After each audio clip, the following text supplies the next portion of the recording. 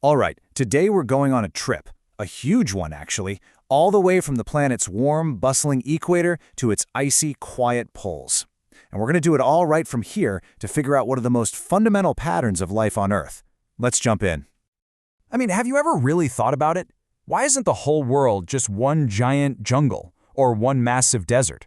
Well, it turns out there's this incredible, predictable pattern to how life gets organized on our planet, and it all boils down to one simple thing: your location on the map.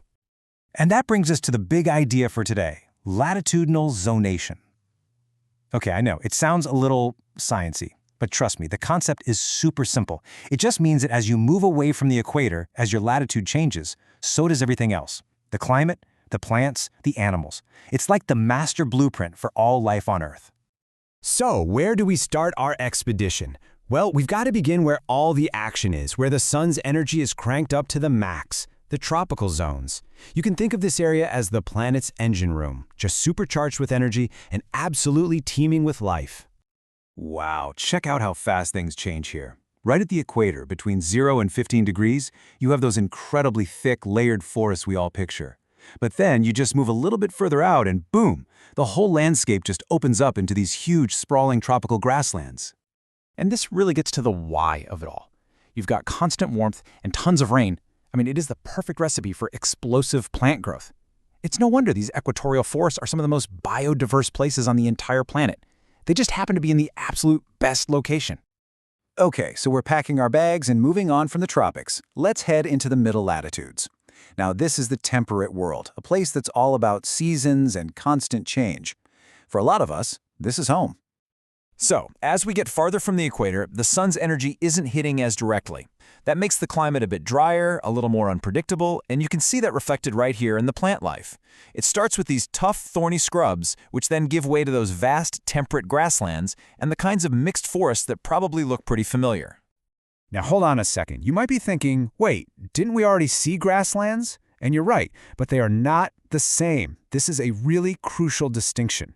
Tropical grasslands, think Serengeti, are all about dramatic wet and dry seasons. But temperate grasslands, they're defined by hot summers and cold winters. It's a perfect example of how latitude fine-tunes an entire ecosystem. All right, zip up your jackets because we're heading into the final leg of our journey.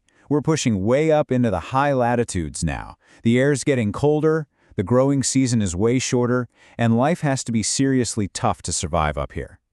And just look at this last big shift. From 60 to 75 degrees, you get those massive northern forests, dominated by those hardy, cone-bearing trees built for the cold. But then, you get even closer to the pole and the trees just stop. They disappear completely, and the landscape transforms into this vast, wide-open expanse called the tundra. Yeah, tundra. That's the official name for the region right up against the pole. This is pretty much the final stop on our plant journey. It's a world shaped by frozen ground and biting winds, where only the most resilient, low-growing stuff can hang on. I mean, think about it. We've gone from a towering, dense rainforest all the way to this. So we've seen this incredible, predictable pattern of plant life all the way up the globe. But you're probably wondering, what about the animals? Well, this is where the whole puzzle comes together.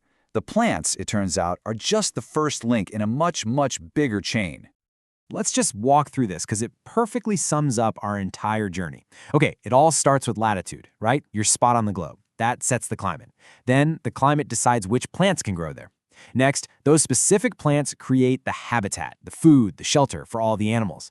And finally, that habitat becomes the foundation for the entire food chain. It's just a beautiful, cascading chain of events.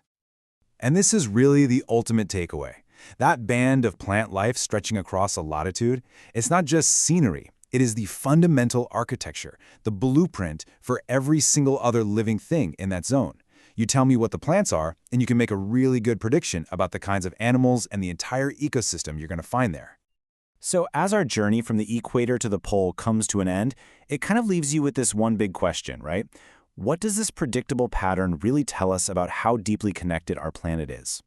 It shows that from a single rainforest leaf to a vast Arctic tundra, every living system is part of a grand, orderly design.